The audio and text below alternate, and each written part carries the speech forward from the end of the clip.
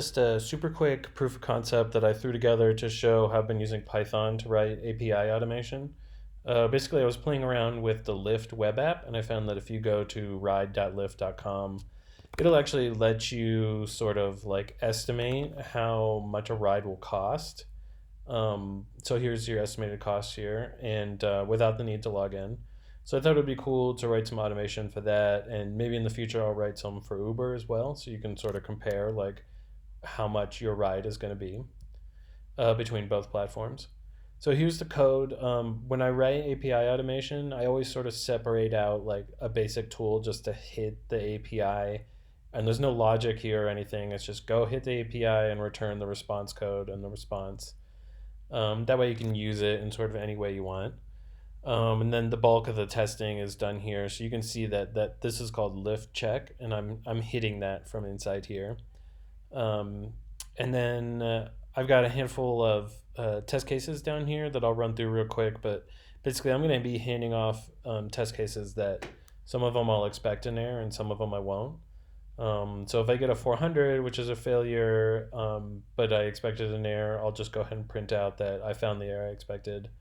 And then here's the happy path where I get a 200, which is a success and no error was expected. So I'm just going to print out those price estimates. And then there's also a case of an invalid request where, like, in this scenario, it's this test right here where I'm requesting a ride from basically California to southern Utah. So it's a valid request. It found both locations, but it's just too far. So in that case, I'll print out that there's an invalid request found, and then this is just a catch-all error that in case anything other happens. So yeah, in these test cases, I've got a valid request just somewhere in the Bay Area, and then the one that's too long. And then you'll see I put in like bad data for the lat launch in each position here.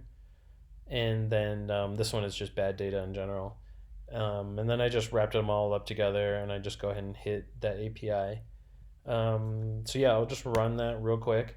And I've got this debugger on for the request, so that makes it real easy to like see what the curl request was for each one. But yeah, you can see here that here's the valid request, so it'll be between 50 and $86.